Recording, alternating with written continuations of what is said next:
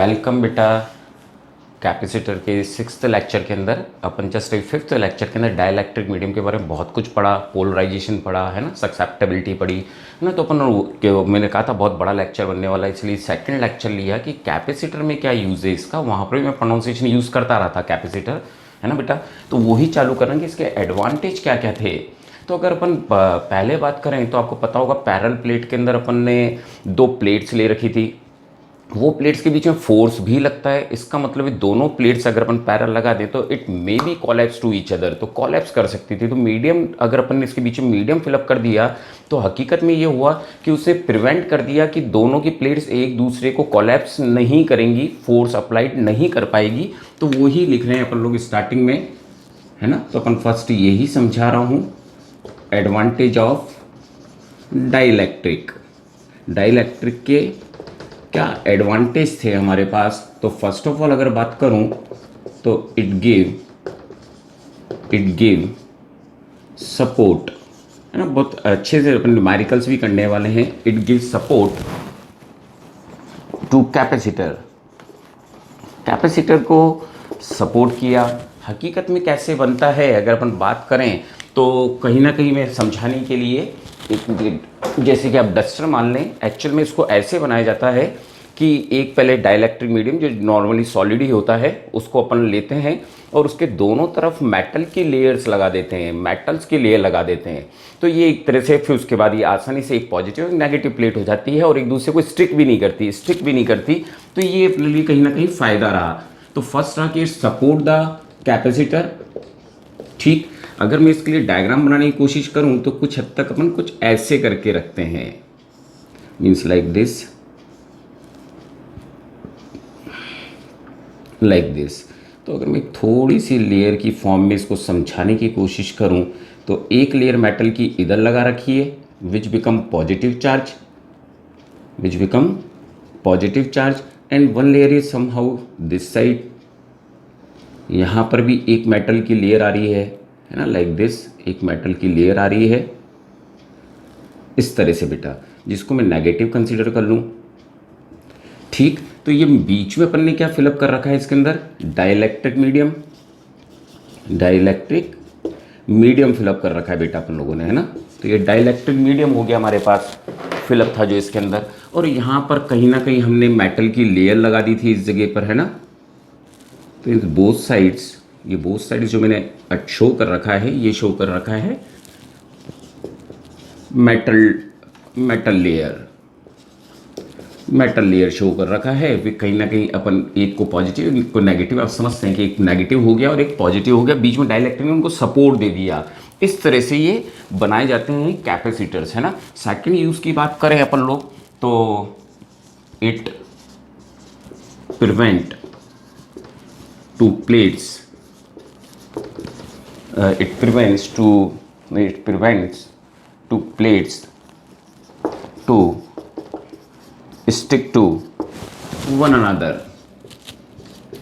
वो एक दूसरे को या वन अदर लिख देता हूँ, वन अनदर, एक दूसरे से स्टिक ना कर जाएं, क्योंकि अपन को पता है कि इनके बीच में एक फोर्स लगता है जिसको ही मैंने ड्राइव करके बता देता हूँ। फोर्स कितना होता है हमारे पास, Q²/2A∁0, है ना। तो ये फॉर्मूला अपन ने देखा था कि एक प्लेट दूसरे पर तो एक दूसरे कोलैप्स कर जाती है ना, तो उससे भी बच गए अपन लोग। तो एक फ़ायदा ये भी हुआ हमारे। थर्ड बात करें अपन तो it increases the capacity of capacitor.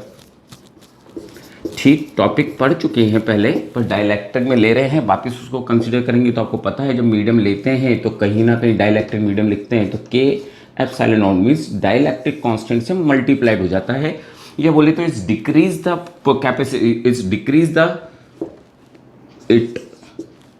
Decrease electric field को डिक्रीज करता है और कैपेसिटी को इंक्रीज करता है ना, कैपेसिटर्स को। तो एक फ़ायदा ये होने लगा। दूसरा फ़ायदा ये था कि अगर हम AL लेते हैं तो मैंने एक डाइलेक्ट्रिक स्ट्रेंथ पढ़ाया था आपको। तो डाइलेक्ट्रिक स्ट्रेंथ क्या होती है, जिस पर कि वो ब्रेक डाउन हो जाते हैं, उससे अगर अपन एक्सेस वोल्टेज अप्लाइड कर दें तो इसका मतलब था it it increases the dielectric strength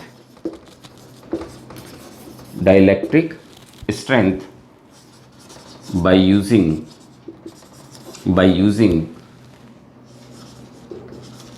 high dielectric strength material, normally solid like mica, क्योंकि आपको मैंने बताया था कि जहाँ एयर की 3 × 10⁻⁶ रहती है, वहीं पर अपन ने देखा था कि माइका यूज़ करते हैं तो 120 × 10⁻⁶ हो जाती है। इट्स मीन्स हमारे को ये भी फ़ायदा हो गया कि ब्रेक डाउन नहीं होगा और हमारी इलेक्ट्रिक फील्ड को बहुत ज़्यादा डिक्रीज कर देगा। तो that is the advantage of dielectric. इन्हीं के बारे में सब कुछ पढ़ने वाले हैं अपन लोग, है ना। तो नोट डाउन करें, फिर आगे पढ़ रहे हैं बेटा अपन लोग। ठीक बेटा, तो यही सब कुछ देख रहे हैं अपन लोग। ठीक बेटा, ठीक।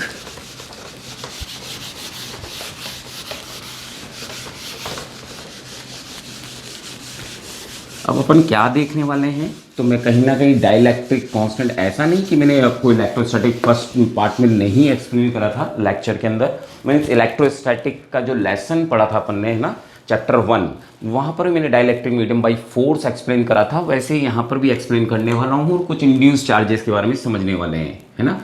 तो अगर बोला जाए तो explain like this, dielectric medium in a capacitor which is completely filled।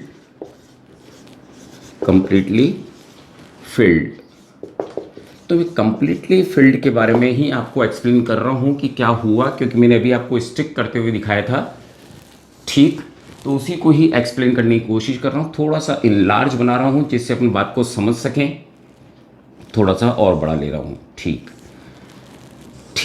तो ये तो आप जानते हैं इसकी चार्ज डेंसिटी, एक के मैं प्लस लेता हूँ तो एक की माइनस कर देता हूँ ना, जितने पॉजिटिव उतने negative.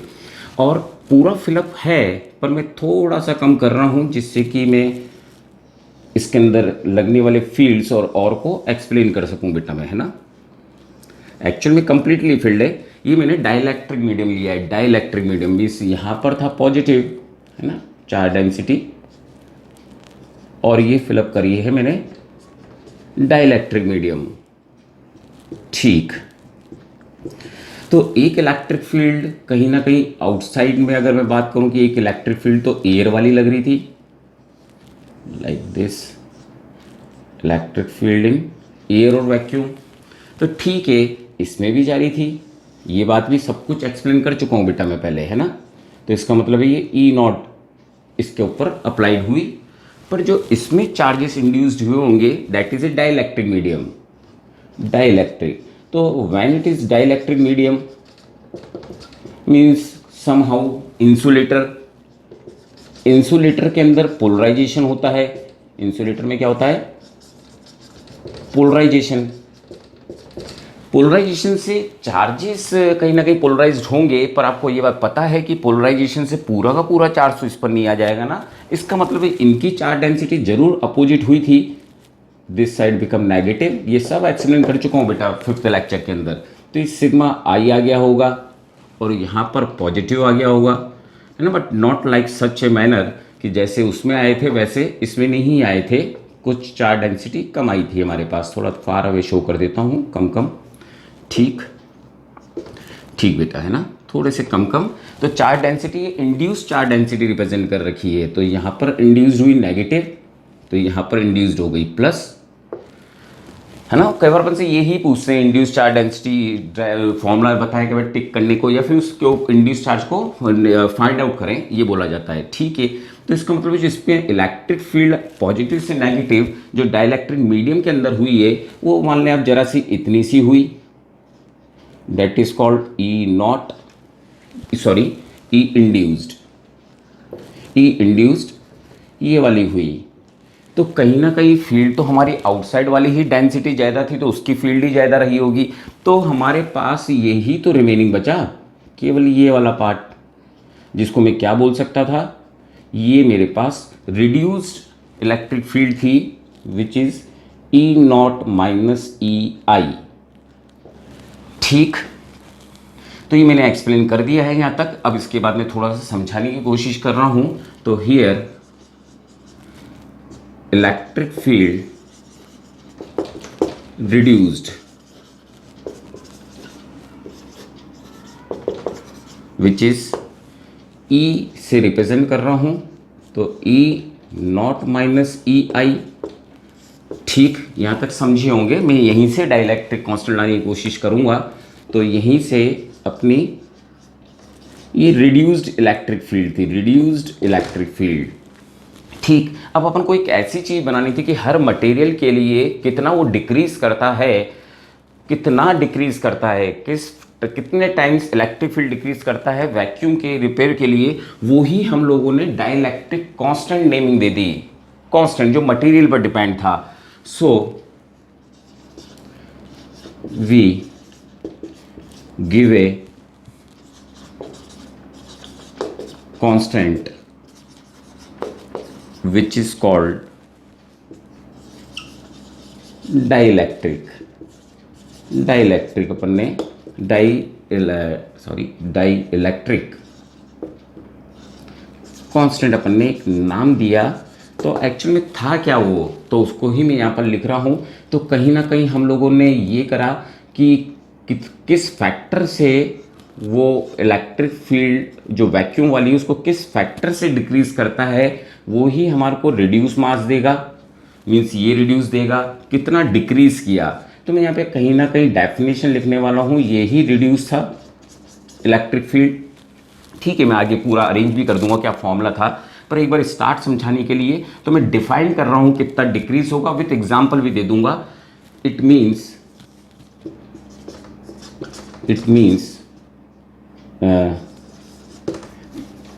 the number of times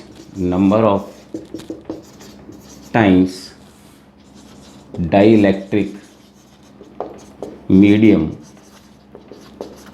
decreases the electric field of vacuum. It means the number of times dielectric medium decreases the electric field of vacuum is called dielectric constant. Is called dielectric constant. कितना decrease करेगा, कितने times decrease करेगा, उसी का नाम हम लोगों ने रखा dielectric constant, which is represented by K और also epsilon R. Relative permittivity आप लोगों ने देखी थी, तो वो अपन पहले देख चुके हैं, पर इस चैप्टर में मोस्टली के से ही रिप्रेजेंट करा जाता है डाइलेक्ट्रिक कांस्टेंट को, इसलिए इसकी डेफिनेशन लिखी। अब मैं यहाँ पर थोड़ा सा एक्सप्लेन करूँगा, तो ठीक यहाँ तक नोट डाउन करें। और ठीक है, यहीं पे समझाने की कोशिश करता हूँ। लेट अगर अपन कंसीडर करें कि एक हमारे पास कैपेसिटर था, उसके अंदर जो इलेक्ट्रिक फील्ड थी वो थी हमारे पास 20 इलेक्ट्रिक फील्ड थी। ठीक, जब अपन ने इसके अंदर डाइलेक्ट्रिक मीडियम रखा, तो हमारे पास जो ई आया वो आया, सपोज करें 5 हो गया। इट मीन्स कितने टाइम डिक्रीज कर दिया। देखो ये यहाँ पर था वैक्यूम बोल दूं या एयर बोल दूं, वैक्यूम में 20 थी इलेक्ट्रिक फील्ड इंटेंसिटी, जब डाइलेक्ट्रिक मीडियम करा तो इलेक्ट्रिक फील्ड कंप्लीटली फील्ड है, तो 5 कर दिया। It means reduce. तो अगर मैं ये फॉर्मूला लगाऊं कि जो इसे रिड्यूस करा था equals to E naught by K, तो when I am putting this side is 20, then k comes to be 4 आ जाएगा हमारे पास। तो कितने टाइम्स डिक्रीज करा उसने, तो हमने एक क्वांटिटी यूज़ करना चालू कर दी, डाइलेक्ट्रिक कांस्टेंट कि हमने उनकी कुछ वैल्यूज़ दे दी। जैसे अपन ने एयर की देख रखी है 1 होती है, वाटर की अप्रॉक्सीमेटली 80 होती है, ये सब देख चुके थे अपन पहले, है ना। ठीक, कंडक्टर की इन्फिनाइट होती है, भी सब कुछ देखेंगे प्रूफ डाइट करते समय भी। तो ठीक, कहीं ना कहीं आपके बात में ये समझ में आई होगी, मैंने जस्ट एक एग्जाम्पल दिया है। ठीक, एक एग्जाम्पल के थ्रू समझाइए बात। ठीक, जब अपन ने डाइलेक्ट्रिक मीडियम डाल दिया तो 5 हो गई, रिड्यूस्ड हो गई थी। ठीक, आई होप यहाँ तक नोट डाउन किया होगा। मैं भी तो उसको रब नहीं कर रहा क्योंकि कुछ बातें समझानी है बेटा मेरे को। ठीक, डेफिनेशन भी आप देख चुके हैं, तो अब थोड़ा सा चेंज कर रहा हूँ, नोट डाउन कर लें बेटा इसको, है ना। ठीक, तो इसके बाद का एक्सप्लेन कर रहा हूँ, तो इसको I am rubbing this one. ठीक, तो डाइलेक्ट्रिक कांस्टेंट ये था कि कितना रिड्यूस करा उसने इलेक्ट्रिक फील्ड एयर को के से। So K can be written as E naught by K, E naught by ई, इससे भी तो रिप्रेजेंट कर सकता था मैं। तो ये हो गया डाइलेक्ट्रिक मीडियम के अंदर इलेक्ट्रिक फील्ड इंटेंसिटी। तो कहीं ना कहीं हम लोग ये रिड्यूस का फॉर्मूला यूज़ करेंगे या ये फॉर्मूला यूज़ करेंगे, हाउ मच डिक्रीजेस। तो ये मेरी फर्स्ट इक्वेशन ही थी जिसको मैंने रिपीट करा। सेकंड ये कि कोई जना पूछता है तो अपन कुछ इस तरह से जवाब देते हैं।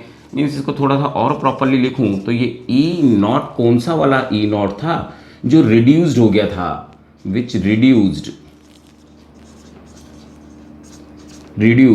इन when we use the medium, dielectric medium जब यूज करा तो ये रिड्यूस्ड इलेक्ट्रिक फील्ड है, रिड्यूस्ड इलेक्ट्रिक फील्ड है। तो इसको कुछ इस ढंग से वापस समझाने की कोशिश करी कि जो रिड्यूस्ड हुआ है वो ही के कांस्टेंट था हमारा। ठीक, ठीक बेटा, है ना। रब कर रहा हूं इसको, डेफिनेशन को। ठीक, अब थोड़ी सी बात समझने की, कैसे अपन लोगों ने इंड्यूस चार्ज की वैल्यू कैसे निकालेंगे, कंडक्टर की कितनी होती है, वो सब अपन बात को समझने वाले हैं। ठीक, तो मैं इसको रब कर रहा हूं। ठीक बेटा, है ना। तो ये इंड्यूस चार्ज का फॉर्मूला या इंड्यूस चार्ज कितने आएंगे वो अपन देख रहे हैं कि किस तरह से अपन को एग्जाम से पूछे जाते हैं क्वेश्चन। तो अपन ने अभी देखा E इक्वल्स टू होता है E, जो E रिड्यूस जो आएगा हमारे पास वो कितना आया बेटा, E equals to E naught minus E I. ठीक, बट अभी हमने थोड़ी देर पहले फॉर्मूला देखा था कि इसकी जगह हम लोग E नॉट बाई के लिख सकते हैं। I hope you understand this thing ना, that is the induce electric field, है ना। और ये है रिड्यूस, जो नेक्स्ट में जो इलेक्ट्रिक फील्ड आई वो आई तो इसी तरफ, है ना, माइनस करके, पहले भी एक बार समझाया था।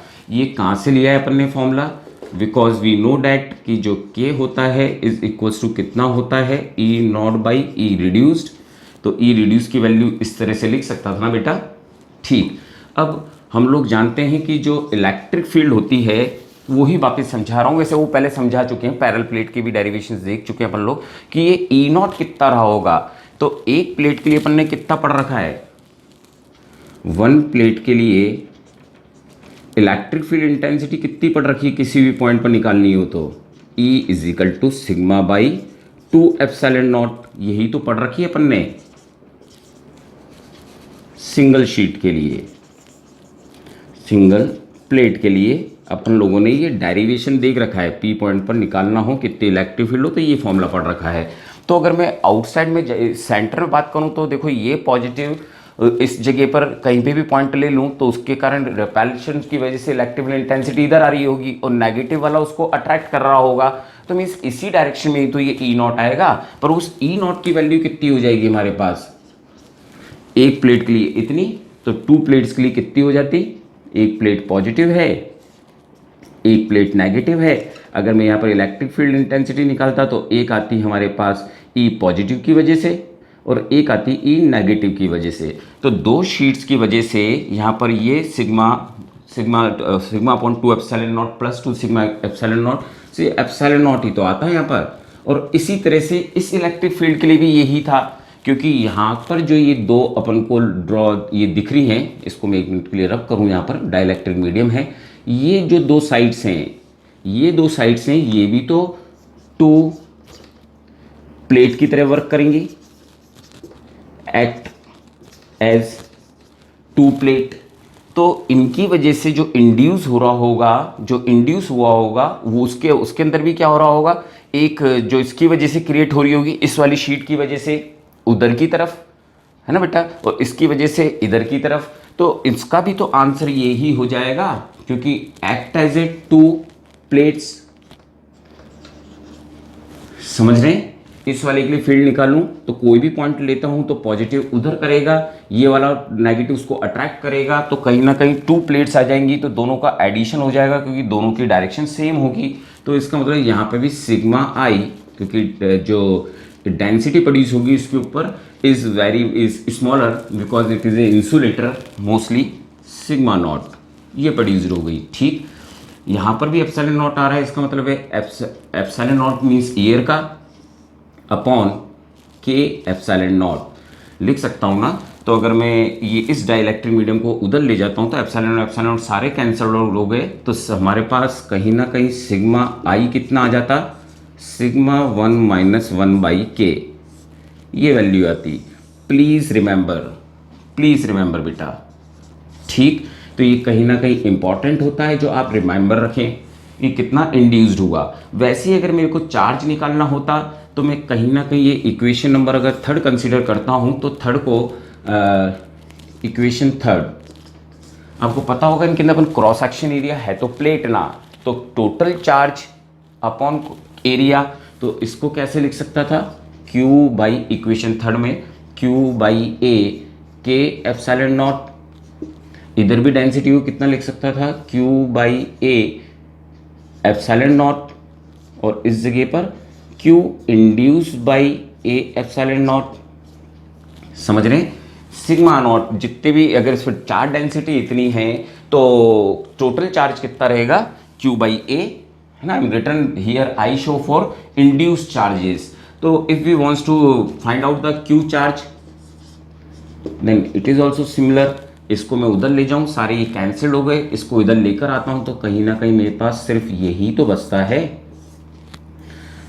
तो most of the net exams it will be asked what is the induced charge on dielectric medium when dielectric constant had been given to us। तो उस समय अपन इस दोनों फॉर्मूलेस को रिमाइंड करें बेटा, है ना, रिमेंबर रखें प्लीज, रिक्वेस्ट है ना। आई होप समझे होंगे क्या समझा रहा था मैंने आपको अभी तक डाइलेक्ट्रिक कांस्टेंट की डेफिनेशन समझाई कि कितने टाइम उसने रिड्यूस किया है वैक्यूम वाली इलेक्ट्रिक फील्ड को, उसको अपने डाइलेक्ट्रिक कांस्टेंट नेमिंग करिए।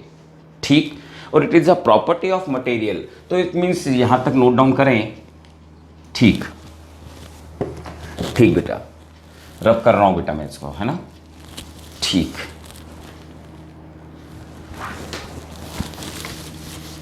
बेटा। अब जो डाइलेक्ट्रिक कांस्टेंट था it is the property of, तो मैं अगर वापिस से एक बार dielectric as a written in a note में एक्सप्लेन कर रहा हूँ, है ना बेटा। तो इसके अंदर अगर मैं बात करूँ तो डाइलेक्ट्रिक कांस्टेंट मीन्स के इज द प्रॉपर्टी ऑफ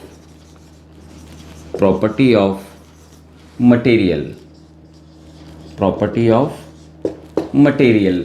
इसी वजह से जैसे अपने रेजिस्टेंस निकाल रखा है, रजिस्टिविटी निकाल रखी है, डेंसिटी निकाल रखी है, जस्ट लाइक ये भी या रिफ्रैक्टिव इंडेक्स निकाल रखा है, दैट इज ऑल्सो कांस्टेंट, क्योंकि ये सब प्रॉपर्टीज मटेरियल की है। तो ये डाइलेक्ट्रिक कांस्टेंट के लिए ही फॉर्मूला लिख रहा हूँ। ठीक, सेकंड केस की बात करूँ मैं तो जो जैसे डेंसिटी होती है, रिफ्रैक्टिव इंडेक्स होते हैं, ऑल डिपेंड्स ऑन टेम्परेचर से इफेक्टेड होते हैं। तो इसका मतलब मैं यहाँ पर कह सकता था कि के is decreases when temperature increases, because as temperature increases then dipole start, है ना। बहुत अच्छे से अपन ने समझा है बेटा इसे फिफ्थ लेक्चर में। देन डाइपोल स्टार्ट डिसअलाइन या रैंडम होने लगते हैं। स्टार्ट रैंडम, और जब रैंडमली हो जाएंगे, इस डायरेक्शन में नहीं रहेंगे, तो कहीं ना कहीं के डिक्रीज हो जाएगा। ये भी नीट में क्वेश्चन पूछा गया है कि अगर के टेम्परेचर इंक्रीज करेंगे तो क्या होगा, तो जो डाइलेक्ट्रिक कांस्टेंट होगा वो डिक्रीज हो जाएगा। जैसे रजिस्टिविटी पर इफेक्ट पड़ता है, डेंसिटी पे इफेक्ट पड़ता है, वैसे ही बेटा। ठीक, आई होप समझे होंगे। आई थिंक अब इसकी ज़रूरत नहीं पड़ेगी अभी इसको, तो इसको मैं रब कर रहा हूँ, जितना एक्सप्लेन करना था तो करा बेटा इसके अंदर। ठीक, अब थोड़ी सी बात समझ लें कि अपन ने वैल्यूज़ तो याद कर ली थी कि डाइलेक्ट्रिक कांस्टेंट की कंडक्टर की वैल्यू 0 होती, मैंने सॉरी अपने पास इन्फिनाइट होती है, उसी को अपन समझ रहे हैं। ठीक, तो इसको भी रब कर रहा हूँ मैं। तो अपन कंडक्टर में चार्ज कितना इंड्यूस होगा, कितना नहीं होगा, वो अपन देख रहे हैं। तो नोट ए को ले रहा हूँ बेटा, है ना। इफ वी यूज, या इसको ऐसे लिख दूं नोट के अंदर ही क्वेश्चन की तरह, what is the value of के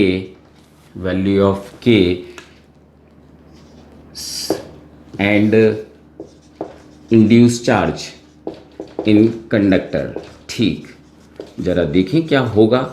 तो अब आप लोगों को पता है कि अगर हमने यहाँ पर कंडक्टर यूज़ किया है, कंडक्टर अगर मैंने यूज़ कर लिया है, यहाँ पर सिग्मा है, यहाँ पर माइनस सिग्मा है, तो इधर माइनस सिग्मा इंड्यूस्ड होगा, है ना। पर लिया कंडक्टर है, I am taking the conductor. How it's become infinite वो ही समझ रहे हैं। और यहाँ पर कहीं ना कहीं एक बार प्लस और ये माइनस, और ये इधर माइनस, इधर प्लस। ठीक है, इंड्यूस्ड हुआ। अब हमारे को पता था कि इसके अंदर होता क्या है, जितनी हम फील्ड अप्लाइड करते हैं उतना ही इसके अंदर इंड्यूस ईएमएफ हो जाता है। पढ़ चुके हैं बेटा, है ना। और एक बात तो हम पहले ही जानते हैं कि इसके अंदर जो रिजल्टेंट इलेक्ट्रिक फील्ड इंटेंसिटी आती है इज 0, क्योंकि both are same. So reduce to 0 हो गई ना, रिड्यूस्ड ही 0 हो गई। हुआ क्या कंडक्टर के अंदर, अगर मैं रिड्यूस को E माइनस आई लिखता हूं, और ये रिड्यूस्ड है, पर क्योंकि ये कंडक्टर की प्रॉपर्टी है, क्योंकि बहुत सारे लार्ज नंबर ऑफ इलेक्ट्रॉन्स रहते हैं, जितनी हम पॉजिटिव अप्लाइड करते हैं उतने ही नेगेटिव यहाँ कलेक्ट हो जाते हैं।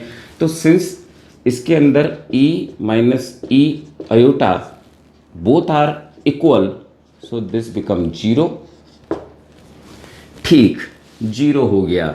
नाउ अब अगर मैं बात करूं के की वैल्यू कितनी होगी, तो के की वैल्यू कितनी याद करी थी, E naught by E reduced. So when I puted the value E naught by 0 is become 0 reduce, तो 0 हो गई। तो के की वैल्यू कितनी हो गई, इनफाइनाइट। ठीक, फिर अपन ने अभी थोड़ी देर पहले देखा था कि सिग्मा इंड्यूस कितना रहा होगा, तो सिग्मा 1 माइनस 1/k। तो जब इसकी वैल्यू ही इनफाइनाइट मीन्स यहाँ पर आंसर कितना आ जाता, 0। तो सिग्मा इक्वल्स टू सिग्मा आई तो हो जाता, मीन्स जितनी इंटेंसिटी यहाँ पर थी, जितनी इन प्लेट्स पर थी पॉजिटिव नेगेटिव पर, उतनी ही इस पर प्रोड्यूस हो जाती। वहाँ पर भी समझा चुका हूँ, यहाँ पर फॉर्मूले से एक्सप्लेन कर रहा हूँ, जो नोट कर लें बेटा आप लोग। ठीक बेटा, तो ये समझ गए बेटा आप लोग, आई थिंक समझ गए। ठीक, नोट डाउन कर लिया आप लोगों ने। अगर अपन लोगों ने बात करें सिग्मा इन वैक्यूम के लिए, अगर मैं यहाँ पर अगर सपोज करो वैक्यूम फिलअप कर लेता तो क्या होता, जानते हैं वैक्यूम की वैल्यू 1 होती है। तो वो ही समझ रहे हैं कि अब वैक्यूम होता तो क्या होता। ठीक, सब कुछ है इस जगह पर, आपके फिलअप कर रखा है वैक्यूम और मे बी कॉल्ड एयर, ये फिलअप कर रखा है मैंने। ठीक, जब ऐसा हुआ होगा तो इंड्यूस ईएमएफ तो होगा ही नहीं, क्योंकि वैक्यूम को ब्रेक कर, वैक्यूम में कोई चार्ज ही नहीं है, तो किस चीज़ को, या कोई मॉलिक्यूल्स ही नहीं है पोलराइज्ड होने के लिए, तो जो इंड्यूस कर रही होगी इसके अंदर वो तो 0 हो गया होगा, इंड्यूस की वैल्यू 0 होगी। तो एक स्टैंडर्ड फॉर्मूला जो अपन यूज करें, तो ई रिड्यूस कितना रहा होगा, ई रिड्यूस्ड ना, इलेक्ट्रिक फील्ड कितनी रिड्यूस्ड हुई, तो अपन नॉर्मली क्या बोलते हैं, ई नॉट माइनस ई आई। बोलते हैं ना बेटा। तो जब ये अपन को पता लगा कि इन वैक्यूम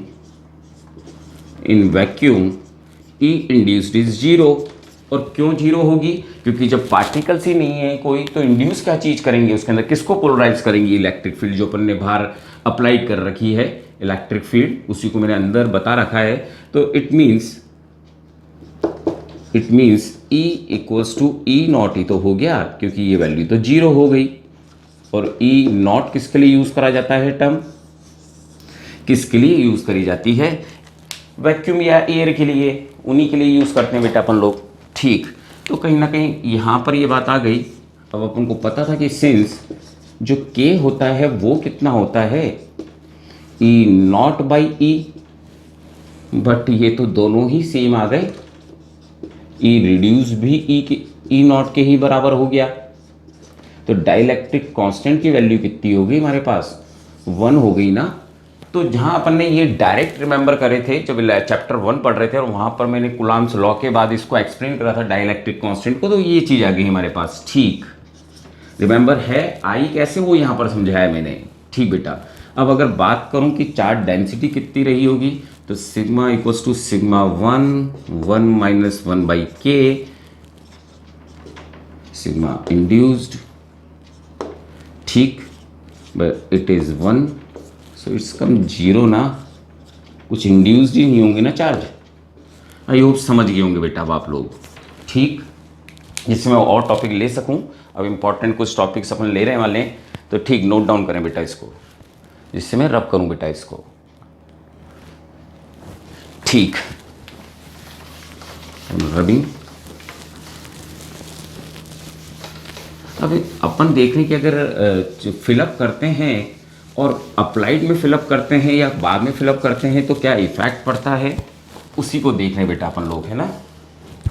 तो एज ए क्वेश्चन मान लें या ड्राइव मान लें, कुछ ही मान लें, उसको अपन सॉल्व कर रहे हैं। तो क्वेश्चन की तरह मान लें, चाहे आप उसको what is the effect on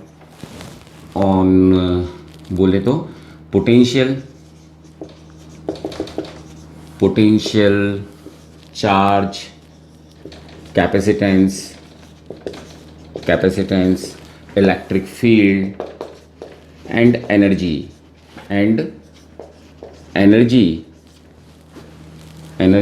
when dielectric medium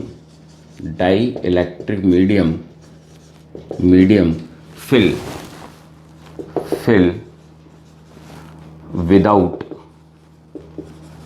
removing from battery। तो ये दो केसेस अपन लेने वाले हैं। एक बार डिस्कनेक्टेड फ्रॉम द बैटरी, तो सबसे पहले कहीं ना कहीं जो मैं बोलने वाला हूँ, पहले तो आप समझ लें कि एक सपोज करें कैपेसिटर है which is connected to a battery से कनेक्ट कर रखा है ना। सी इसका कैपेसिटेंस है, तो सी नॉट, सबको नॉट से दे रहा हूँ। तो इसका मतलब है यहाँ पर हमने एक बैटरी लगा रखी थी। तो in such case let voltage is V naught, charge is Q naught, capacitance is C naught। तो in such case let initially, ये बाद में लिख दूंगा, V naught, Q naught, E naught and energy U naught initially। ठीक, पहले कहीं ना कहीं ये सब चीज़ें इनिशियल थी। Now we insert filled with, ये अपने पास था, इसके अंदर अपन ने फिल कर दिया डाइलेक्ट्रिक मीडियम का फिलिंग कर दी, but does not remove the battery को रिमूव नहीं करा। ठीक, तो इसके अंदर जो फर्स्ट केस अपन को रिमेंबर रहना ही चाहिए, which is proved by scientist. तो फर्स्ट पॉइंट याद रिमेंबर रहेगा, तो ही हम आगे के सारे क्वेश्चंस कर पाएंगे बेटा। तो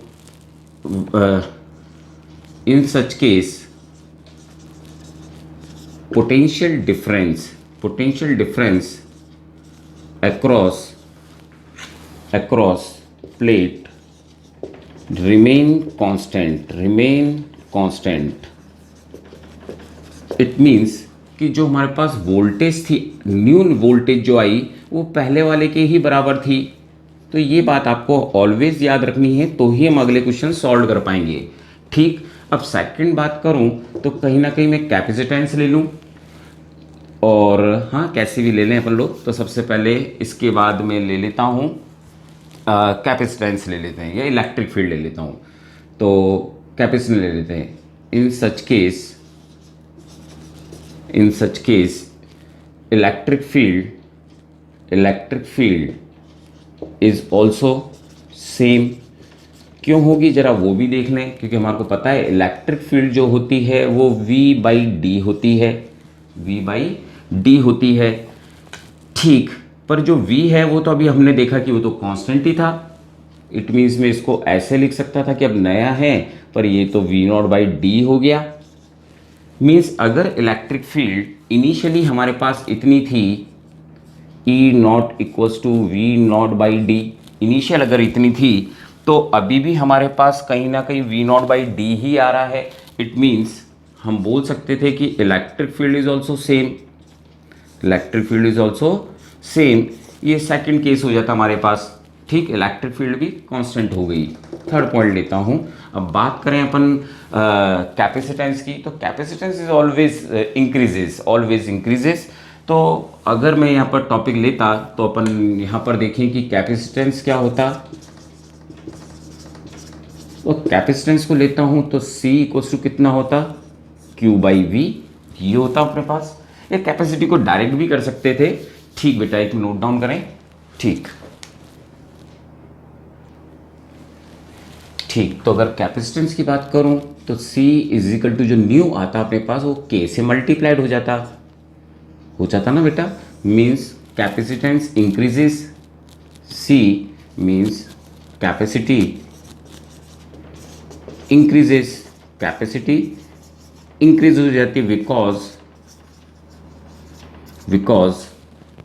capacity depends on geometrical dimension. केवल उसी पर डिपेंड करती है कि आपने क्या करा। मीडियम पर डिपेंड करती है, that is also the property of material, या प्लेट्स पर डिपेंड करती है, या सेपरेशन पर डिपेंड करती है, कितना सेपरेशन करा। तो इसका मतलब मैंने सिर्फ डाइलेक्ट्रिक से मल्टीप्लाइड कर दिया, मीन्स कैपेसिटी इंक्रीज हुई। अब अगर अपन फोर्थ पॉइंट लूँ कि charge, what is the new charge, तो Q is equal to CV बोल सकता था। ठीक, बट अगर मैं यहाँ पर बात करूँ तो ये तो हो चुका है C0K, ये देखा अपन लोगों ने। और जो न्यू पोटेंशियल था वो तो हमारे पास वही पहले वाला बना रहा। ठीक, तो अगर मैं इनिशियल चार्ज को ऐसे लिख दूं Q is equal to CV, सब पर Q0, ये इनिशियल चार्ज ले रहा हूं, इनिशियल वोल्टेज ली। तो आप जरा यहाँ पर चेक करें कि हो क्या रहा है नए चार्ज के साथ। इसके अंदर ये Q0, K is value is always greater than 1. It means charges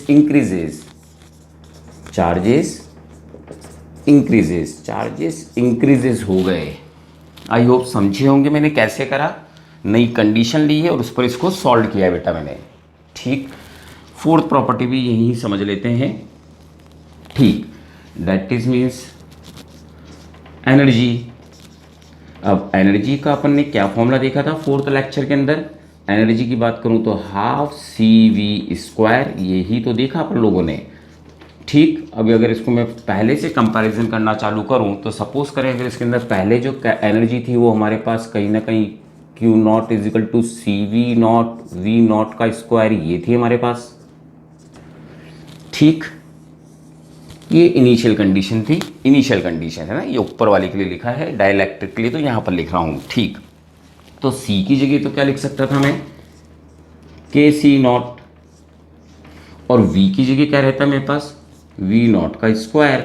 तो यहाँ पर हमारे को क्या दिख रहा है, हाफ CV0V² को क्या मैं वापस से U0 नहीं लिख सकता था। तो इसका मतलब है कहीं ना कहीं यहाँ पर सिर्फ K और U0 आता, means energy is also increases.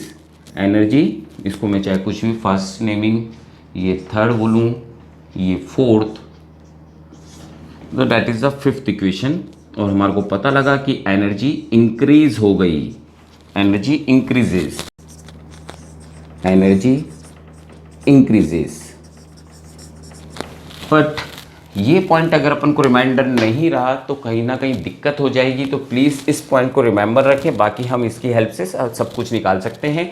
और मीडियम डाल रहे हैं, सेपरेशन में कुछ चीज़ चेंज नहीं कर रहे, तो कैपेसिटी तो इंक्रीज होनी है, चाहे मैं सेकंड केस लूँ चाहे फर्स्ट केस लूँ। तो प्लीज़ नोट डाउन, नीचे का दिख रहा था इधर, ठीक है, एनर्जी इंक्रीजेस, ठीक। नाउ आई एम रबिंग बेटा, है, अब नेक्स्ट केस ले रहा हूँ, ठीक। नेक्स्ट केस में क्या देखने वाले हैं अपन लोग कि सपोज करो मैं इस पूरे टर्म्स को फिलअप तो करते डाइलेक्ट्रिक मीडियम से, पर सेपरेशन की बात करते तो क्या होता। तो सेकंड पॉइंट ले रहा हूं कि अगर अपन ने what is the effect on potential charge capacity electrical energy when dielectric medium field without removing from battery की जगह field after removing from battery, battery से रिमूव करके अपन ने उसके अंदर डाइलेक्ट्रिक मीडियम फिलअप करा होता। तो मीन्स मैं इसको अब रब कर दूं, ठीक। ये केसेस हो गए, और ये सारे जो मैंने वैल्यूज लिखी हैं सब ये इनिशियल कंडीशंस हैं, है ना, वही वापस सब चीज़ें लेट हमने ये कंसिडर करा और ये हो जाता है मेरे पास वैल्यूज। वापस स्टार्ट हो जाऊं तो फर्स्ट पॉइंट की बात करूं बेटा, तो इसका मतलब है ये हमको इंपॉर्टेंट याद रखना है कि जब ऐसा केस होता है तब चार्जेस सेम रहते हैं, चार्जेस रिमेन सेम। तो अपन फर्स्ट पॉइंट में लिख रहे हैं in such condition charges remain same, charges remain same means अगर यहां पर चार्ज पहले क्यू थे, क्यू नॉट थे, तो अब जो नेक्स्ट केस आया उसमें भी चार्ज क्यू नॉट ही रहे, यही रहे, इसलिए मैं इसको रब कर रहा हूँ इस वाले पॉइंट को, ठीक। Q not charge remain same, ये रहा हमारे पास चार्ज रिमेन सेम मीन्स बाद का जो चार्ज था वो भी क्यू नॉट ही था, ठीक। मीन्स बाद में भी जो चार्ज आए वो सेम ही थे, charge remain same minus Q not, charges same रहते हैं उनके ऊपर, ठीक। मीन्स बाद में वही, चाहे समझे, तो ये अपना फर्स्ट पॉइंट हो गया, ठीक। सेकंड पॉइंट लूँ तो मैं इस बार ठीक है, चार्जेस रिमेन सेम है। अब अपन जा रहे हैं कैपेसिटी पर। तो अगर मैं कैपेसिटेंस की बात करूं तो कैपेसिटेंस तो वापिस से के सी नॉट हो जाता, ठीक। और क्यों हो जाता, क्योंकि ज्योमेट्रिकल फॉर्म में है, तो इसका मतलब है ये इंक्रीज हो जाता, कैपेसिटी इंक्रीजेस। अभी समझा चुका हूं आप लोगों को कि जो इसका इफेक्ट है, जब तक हम कोई चीज़ डिस्टर्ब नहीं करते लैंड क्रॉस सेक्शन एरिया में, तब तक कैपेसिटी सेम रहती है। मीडियम ऑलवेज इंक्रीज करता है, इसलिए इंक्रीज कर दिया, तो है ना, ठीक। आई थिंक समझे होंगे, वहाँ पर लिख चुका था मैं। अब थर्ड पॉइंट लूँ तो मैं कहीं ना कहीं अब पोटेंशियल ले लेता हूँ। तो अगर मैं पोटेंशियल की बात करूँ, पोटेंशियल की, तो अगर मेरे को V निकालना है, थर्ड पॉइंट ले रहा हूँ, तो ये हो जाता है Q/C, ठीक। अब जो Q है वो तो Q नॉट ही है, कैपेसिटी कितनी हो गई, KC0, ये वैल्यू हो गई। अगर आप इसको कंपैरिजन करें पहले के कंपैरिजन में, कि अगर पहले हमारे पास जो पोटेंशियल था वो कहीं ना कहीं Q0/C था, C0 ये था हमारे पास पहले की कंडीशन में, तो अब कितना हो जाता हमारे पास, तो Q0/C0 की जगह तो ये हमारे पास, यहीं पे लिख देता हूँ, ये हो जाता हमारे पास V0/K means V0/K means potential decrease हो जाता, पोटेंशियल डिफरेंस है एक्चुअल में, पोटेंशियल डिफरेंस डिक्रीजेस, ठीक, समझ गए। अब जब पोटेंशियल डिक्रीज हुआ तो एक नॉर्मल सी बात थी कि इलेक्ट्रिक फील्ड भी क्या होने वाली थी, डिक्रीज, इलेक्ट्रिक फील्ड भी डिक्रीज होने वाली थी, क्योंकि अगर इलेक्ट्रिक फील्ड की बात करूं तो V/D होगा, ठीक। पर जो V है वो तो V0/K हो चुका है, तो वैल्यू तो हमारे पास, अगर मैं इससे कंपैरिजन करूं तो इसका मतलब है ये ई नॉट बाई के आ गया, मींस इलेक्ट्रिक फील्ड भी क्या हो गई। तो इसको तो आप डायरेक्ट भी प्लीज़ एज ए रिमेंबर रख सकते हैं कि अगर एक चीज़ डिक्रीज हुई तो दूसरी चीज़ भी डिक्रीज, हमेशा ऐसा नहीं होता पर यहाँ पर कंसिडर करा जा सकता है ना। ठीक, तो ये नोट डाउन कर लिया, मीन्स ये भी डिक्रीज हो गया, इलेक्ट्रिक फील्ड भी डिक्रीज हो गई हमारे पास। ठीक, इसकी प्रैक्टिस जरूर करें क्योंकि क्वेश्चंस पूछे जाते हैं बेटा, है ना। और वैसे ही अगर फोर्थ केस लेता हूँ एनर्जी के लिए कि what happen with the energy, तो मैं एनर्जी का अगर फॉर्मूला लगाऊं तो हाफ सी वी स्क्वायर, पर सी की वैल्यू तो इंक्रीज हुई थी, कितनी इंक्रीज हुई थी, के सी नॉट। और पोटेंशियल की बात करूं तो वी नॉट बाई के, डिक्रीज हुआ था पोटेंशियल। तो अब पोटेंशियल अगर मैं इसको सॉल्व करता हूं तो आपको दिख रहा है ये स्क्वायर है, ये कैंसिल्ड होगा, तो मेरे पास आएगा half C naught V naught square by K. ठीक, पर पहले की एनर्जी कितनी थी, सेकंड इक्वेशन, ये दिस इक्वेशन इज थर्ड, पहले की एनर्जी थी हाफ सी वी नॉट का स्क्वायर। इट मीन्स यहाँ पर क्या हुआ हमारे पास, ये के का एक स्क्वायर आया है ना, एक के ये था, तो इसका मतलब है हमारे जो वैल्यूज थी उसकी वजह से यहाँ पर जो पोटेंशियल एनर्जी आई में डिवाइड किसका हो गया, के का। इट मीन्स अब के तो पोटेंशियल एनर्जी डिक्रीज हो गई, तो potential energy means energy is decreases. तो देखो जस्ट रेसिप्रोकल हो गया, जहाँ वहाँ पर हमारे पास जो वैल्यू आई थी उस वाले में पोटेंशियल एनर्जी इंक्रीज हुई थी क्योंकि वहाँ पर पोटेंशियल सेम था, कैपेसिटी इंक्रीज हो गई थी, तो उस केस के अंदर पोटेंशियल एनर्जी इंक्रीज हुई। पर जब हमने एक बार इसको हटा दिया, देन डाइलेक्ट्रिक मीडियम फिलअप करा है, तो क्या क्या केस होंगे, पर फर्स्ट रिमेंबर रहना मस्ट जरूरी है क्योंकि that is the practically prove that, so please remember. ठीक ठीक, आप उसको ऐसे भी समझ सकते हैं कि जब हमने एक बार, क्योंकि इसमें चार्ज स्टोर थे, आपने यहाँ से सप्लाई सब हटा दी तो चार्जेस तो कंजर्व रहते हैं ना, चार्जेस इज कंजर्व। यहाँ पर ये भी लिख सकता हूँ ऐसा क्यों हुआ होगा, charge is conserved due to isolated system. ये लो समझा दी बात, तो आइसोलेटेड सिस्टम, क्योंकि आपने कुछ डिस्टरबेंस तो करा ही नहीं, इसको सेपरेट कर दिया तो वो तो एक आइसोलेटेड सिस्टम हो गया, तो चार्जेस कंजर्व, तो इस वजह से भी हमने चार्ज को सेम कंसीडर करा गया बेटा। नोट डाउन करें, कुछ और बातें भी समझ रहे हैं बेटा अपन लोग। ठीक, नोट डाउन करें बेटा इसको। ठीक बेटा, है ना, तो कहीं ना कहीं ये आपको रिमेंबर रखने बेटा, है ना। अब थोड़े से अच्छी चीज़ जो एक डाइलेक्ट्रिक स्ट्रेंथ अपन ने लेक्चर 5th में पढ़ा था उस पे न्यूमेरिकल्स करा रहा हूँ विच मोस्टली कम इन IITs एग्जाम्स। ठीक बेटा, तो अपन डाइलेक्ट्रिक स्ट्रेंथ पर अपन न्यूमेरिकल्स कर रहे हैं। ठीक ठीक, तो फर्स्ट क्वेश्चन डायग्राम के थ्रू ही ले रहा हूँ इन क्वेश्चंस को। फाइंड ब्रेकडाउन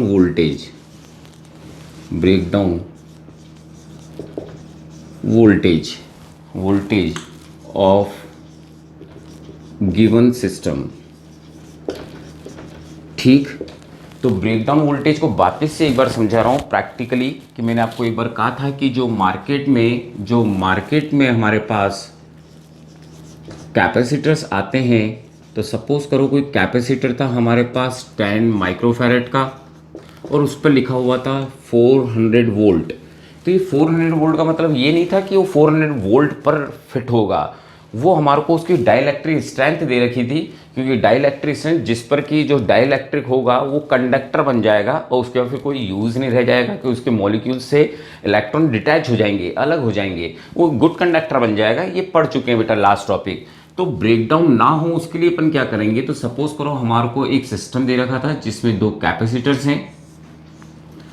ठीक, एक 6 माइक्रोफैरड C1 और एक C2 दे रखा था हमारे को 3 माइक्रोफैरड, और जिनकी ब्रेकडाउन वोल्टेज दे रखी थी, ब्रेकडाउन वोल्टेज जो इसकी दे रखी थी वो दे रखी थी 4 वोल्ट, और इसकी ब्रेकडाउन वोल्टेज जो दे रखी थी अपन को वो दे रखी थी 10 वोल्ट। ठीक, कुछ इस तरह से सीरीज में थे, वर्ड्स में बोल दिया गया क्वेश्चन के अंदर। अपन से बोला सिस्टम का ब्रेकडाउन वोल्टेज निकालें, तो कैसे निकालते हैं अपन लोग? तो हमारे को पता है कि ये इनमें से अगर एक भी खराब हो गया, एक के भी डाइलेक्ट्रिक मीडियम जो हैं अगर वो टूट गए, फूट गए, तो कहीं ना कहीं वो कंडक्टर बन जाएंगे और फिर उस डाइलेक्ट्रिक मीडियम का कोई यूज़ नहीं रह जाएगा जो उसके अंदर फिलअप है। तो इसका मतलब है कि इसके अंदर, पर हमको ये भी पता है कि सीरीज में है तो चार्ज कांस्टेंट रहे होंगे, चार्ज मस्ट बी कांस्टेंट। तो फर्स्ट ऑफ ऑल हमने ये देख लिया कि इनिशियल इन पर चार्जेस कितने होते हैं। तो सेपरेटली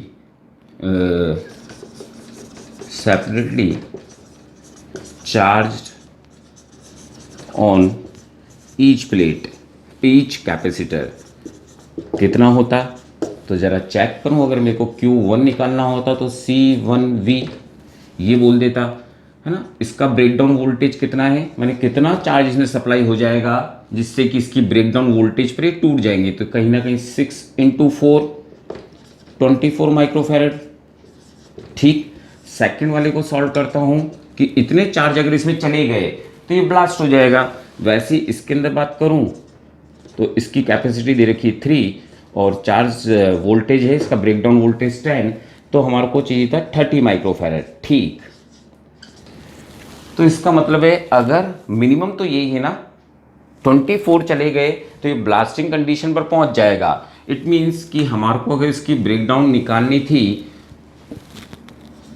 तो minimum charge can be flow in given circuit must be Q minimum कितना हो जाना चाहिए हमारे पास? 24 माइक्रोफैरड माइक्रोकुलाम ये रहना चाहिए ना, क्योंकि 30 दे दिया तो ये ब्लास्ट हो जाएगा, फिर मतलब ही नहीं रहा, क्योंकि ये चार्ज देते ब्रेकडाउन वोल्टेज पहुंच जाएगा और ये फूट जाएगा। तो इसका मतलब है कहीं ना कहीं हमारे को ये Q मिनिमम चाहिए था, बस दैट्स ऑल। फिर हमारे को एक क्या निकालना था, सीरीज कॉम्बिनेशन में दे रखा है तो इक्विवेलेंट कैपेसिटेंस कितना हो जाता, C1 C2 by C1 plus C2 means इसकी वैल्यू अगर मैं रखता हूँ 6 × 3/6 + 3 तो 18, दिस बिकम 2 माइक्रोफैरड। ठीक, so the breakdown voltage of system के लिए अगर मैं जाऊं तो ब्रेकडाउन वोल्टेज तो निकालनी है ना। ब्रेकडाउन वोल्टेज जो निकालनी थी वो वोल्टेज ही लिख देता हूं। V = क्या होता है हमारे पास, V = Q/C यही होता है ना हमारे पास। पर ये Q कौन सा लेता मैं, Q मिनिमम लेता ना, चाहे ये लिख दूं चाहे ऐसे लिख दूं, ठीक है। Q = CV, ठीक है। ठीक, ये तो हमारे को मिनिमम वाला लेना पड़ेगा जो कितना दे रखा है हमारे को 24। ठीक, 24 ही ले पाएगा। इक्विवेलेंट कितना निकला 2, इट मीन्स V बराबर कितना हो गया 12 वोल्ट। तो ये इसका ब्रेकडाउन वोल्टेज निकाला बेटा, ब्रेकडाउन वोल्टेज। ठीक, समझे होंगे बेटा आप लोग। ठीक, एक और क्वेश्चन कराना चाहूँगा इसी पर ही, तो इसी पर ही सेकंड क्वेश्चन भी ले रहा हूँ जिससे थोड़ा अच्छा सा रिवाइज हो जाए आपके पास। इसको नोट डाउन करें, फिर नेक्स्ट क्वेश्चन कर रहे हैं बेटा अपन, नोट डाउन करें इसको। ठीक बेटा, तो कहीं ना कहीं ये इस पर ब्रेकडाउन हो जाता। ठीक, क्वेश्चन मान लें यही है, ये तो समझा चुका हूँ तो इसको रब करूँ। ठीक, अब के कंसिडर कर लें कि हमारे को 3 दे दिए गए थे। ठीक, और वो कौन कौन से दे दिए गए थे, मान लो 4 दे दिया गया था, 12 दे दिया, 6 दे दिया गया था, और साथ ही हमारे को दे दिए गए थे 6 माइक्रोफैरड, मीन्स 3 दे दिए गए। इसको 12 कर देता हूँ तो C2 जो दिया गया वो दिया गया अपन को 12 माइक्रोफैरड। नेक्स्ट क्वेश्चन कर रहे हैं बेटा अपन, है ना। और C3 कंसिडर कर लें 6 माइक्रोफैरड दिया गया अपन को। ठीक, और साथ साथ में अपन को कहीं ना कहीं इनकी ब्रेकडाउन वोल्टेज दे दी गई। तो इसकी वोल्टेज दे दी गई मान लो 10 वोल्ट, है ना, ब्रेकडाउन वोल्टेज। इसकी ब्रेकडाउन वोल्टेज दे दी गई अपन को 6 वोल्ट, और इसकी ब्रेकडाउन वोल्टेज दे दी गई 8 वोल्ट। ये वोल्टेज ब्रेकडाउन वोल्टेज दे दी गई हमारे को सीरीज में। तो इस बार अपन को क्या करना होता, कहीं ना कहीं सब कुछ इसी तरह से करना होता, बस एक चार्ज और निकाल लें, क्योंकि किसी पर भी उसका एक्सट्रीम चार्ज पहुंच गया तो वो ब्रेक डाउन हो जाएंगे। तो इसका सबसे पहले इंडिविजुअल सेपरेटली अपन ने तीनों के चार्जेस निकाले, कितने कितने वो साइन कर सकते हैं। तो अगर मैं फर्स्ट वाला केस यहाँ पर लेता हूँ, फर्स्ट सेकेंड, ठीक, तो फर्स्ट के लिए लेता हूँ तो ये 4 × 10 40 माइक्रोकुलाम आ जाएगा। सेकंड को लेता हूँ तो 12 × 6 72 माइक्रोकुलाम हो जाएगा। और C3 लेता हूँ तो ये कितना हो जाएगा हमारे पास, 6 × 8 48 माइक्रोकुलाम। ठीक, तो सबसे कम वाला ले लें, सबसे कम चार्ज कितना है 40 माइक्रोकुलाम। तो मिनिमम की यहाँ पर बात करूँ कि मिनिमम कितना जा सकता है इस बार, तो वो है 40, पर ये चला गया, ये चला गया, तो पता लगा ये वाला ब्लास्ट हो गया। तो जब एक ही ब्लास्ट हो जाएगा तो फिर बाकियों की तो कोई इंपॉर्टेंस ही नहीं रहेगी ना। और डाइलेक्ट्रिक का ब्रेकडाउन का मतलब क्या होता है, जिस पे डाइलेक्ट्रिक बिकम कंडक्टर। ठीक, तो ये आ गया हमारे पास। बस अब अपन इक्विवेलेंट कैपेसिटेंस निकाल लें। तो इक्विवेलेंट कैपेसिटेंस इस बार निकालना होता तो 3 दे रखे हैं अपन को इक्विवेलेंट, तो 1/4 1/12 प्लस 1/6 यही लेते, सॉल्व करता तो 12 3 1 एंड 2, तो दिस बिकम 6/2। तो it is also come, C equivalents is come to be 2 microfarad. 2 microfarad आ गया है हमारे पास। ठीक, so breakdown voltage of the system, breakdown voltage of system कितना हो जाता, ऑफ सिस्टम कितना हो जाता हमारे पास, तो वही Q minimum equals to C equivalent into V कर दूं।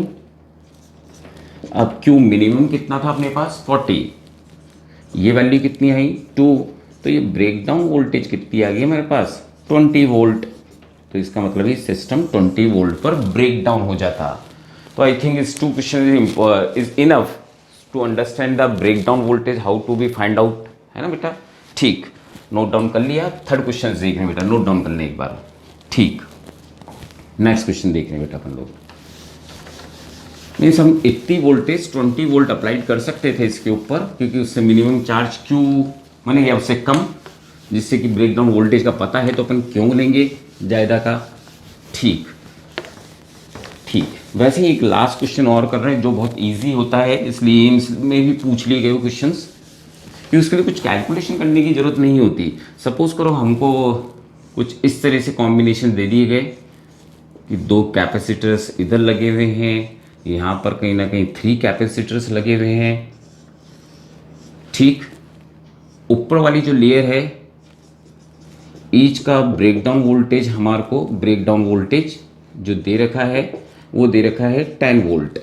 ठीक, और जो नीचे के थे ईच का जो ब्रेकडाउन वोल्टेज दे रखा था अपन को वो दे रखा था 20 वोल्ट। ठीक ठीक, ये दे दिया गया। अब आपको पता होगा पैरेलल के अंदर अगर हम सप्लाई दे रहे हैं पैरेलल के अंदर, तो वोल्टेज तो सेम रहने चाहिए ना। वोल्टेज कैसे रहते हैं same. So in parallel we flow minimum voltage,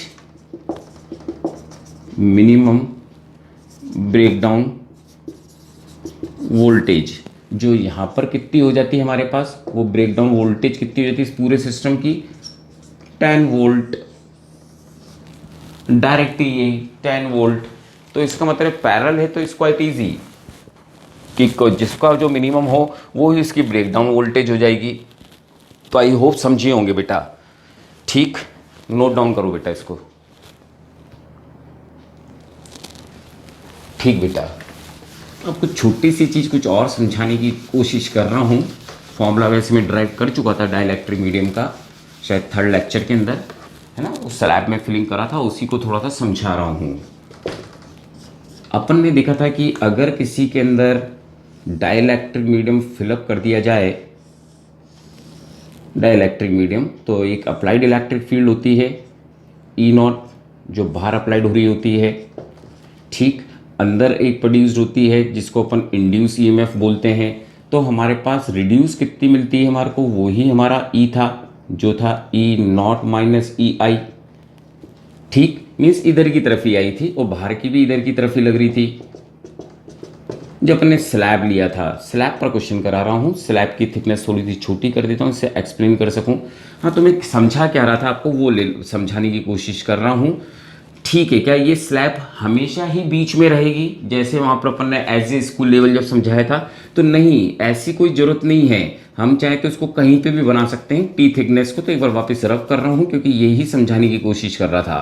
तो इसका मतलब मैं कहीं पे भी ले सकता हूँ उस टी से स्लैब को। तो इसका मतलब मैंने यहाँ पर ले ली स्लैब इस जगह पर। तो इसका मतलब ऐसा नहीं है कि ज़रूरी नहीं है कि हम कैपेसिटर को जो नेगेटिव पॉजिटिव देखा था उसके अंदर स्लैब की थिकनेस को बीच में ही होना जरूरी हो। ठीक, तो अपन ने देखा था कि ये तो उसकी आउटर इलेक्ट्रिक फील्ड इंटेंसिटी थी जो यहाँ से यहाँ चल रही थी, वो ई नॉट थी। ठीक, इसके अंदर वही जो इंड्यूस ईएमएफ हुए थे उससे इसके अंदर एक इलेक्ट्रिक फील्ड अंदर इंड्यूस हुई थी जो थी हमारे पास ई आई नॉट, ये इंड्यूस हुई थी इसके अंदर। पर जो रिजल्टेंट था रिड्यूस वाला वो तो कहीं ना कहीं हमारे पास ई नॉट, ई थोड़ा सा इधर बना दूं, ई रिड्यूस कितना आया था देखो, 2-3 बार कर चुके हैं बेटा अपन लोग टॉपिक को। ई नॉट माइनस ई आई, क्योंकि इलेक्ट्रिक फील्ड ये वाली तो अंदर लगी रही थी पर ये थोड़ी ज़्यादा ताकतवर थी तो आई इधर की तरफ ही थी। फिर हम लोगों ने इसी से ही पोटेंशियल निकाला था कि इलेक्ट्रिक फील्ड दोनों की सेम है, तो एक इसकी वजह से और एक इसकी वजह से अपन ने वैल्यूज लिखी थी वहाँ पर।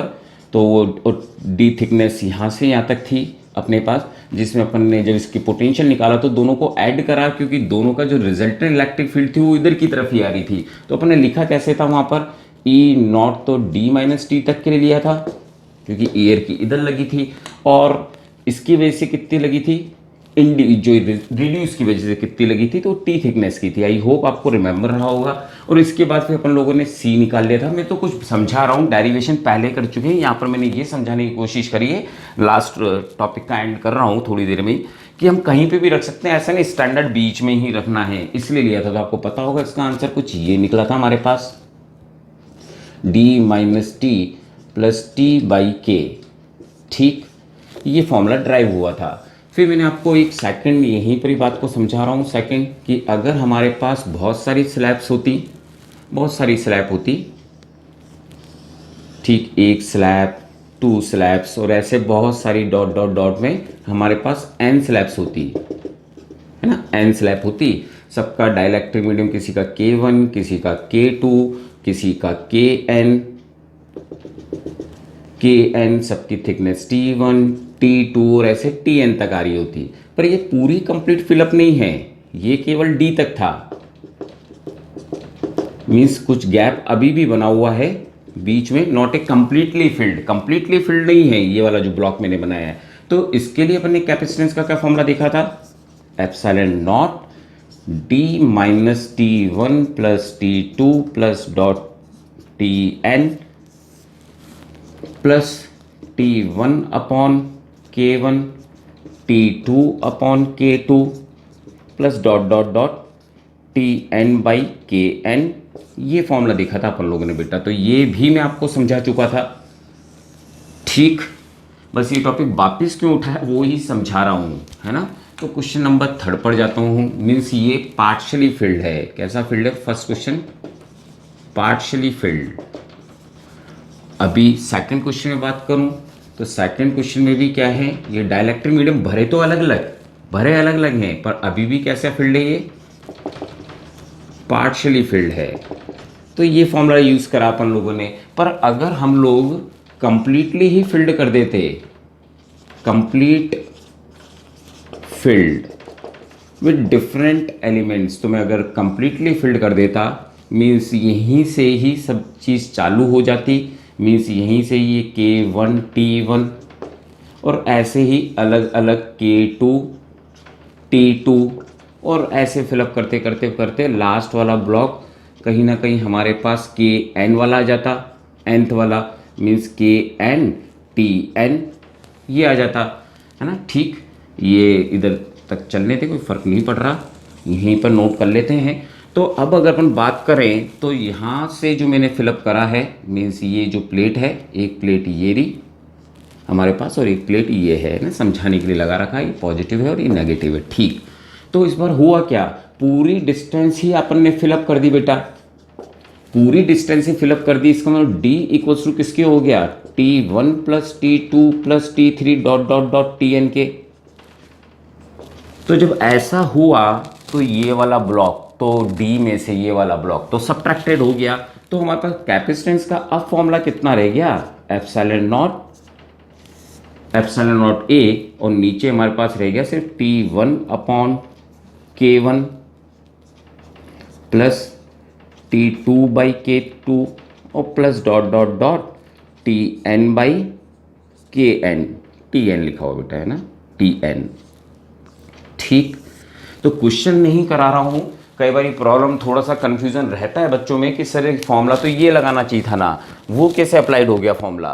तो उसके पीछे था कि ये हाफ फील्ड है, जब हाफ फील्ड बोल रहे मान लिया एंथ ले रखे हैं, पर वो बीच में गैप है, d is not equal to this, T1 T2, यहाँ पर भी गैप है, यहाँ पर मैंने कहीं ना कहीं गैप है, शिफ्ट तो कहीं पे भी कर सकते हैं किसी भी जगह पर अगर इस वाले केस के अंदर बात करूँ कि जिसमें ये पॉजिटिव प्लेट थी, बिल्कुल टच में ही पूरा कंप्लीटली फिल्ड था, ये कंप्लीटली फिल्ड के लिए शो करा है बेटा मैंने, कंप्लीटली फिल्ड के लिए, तो कहीं ना कहीं उस केस के अंदर ये वाला ब्लॉक तो डी के बराबर ही हो गया, तो ये कैंसिल हो जाता, सिर्फ फॉर्मूला ये रहता, इसलिए ही मैंने इसको लिया है बेटा काम में। ठीक, नोट डाउन करो बेटा इसको।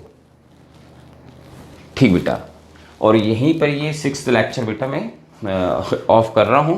गुड डे बेटा, है ना, बेस्ट फॉर द एग्जाम्स, है ना बेटा, पढ़ाई करें अच्छे से। ठीक बेटा, है ना, ठीक।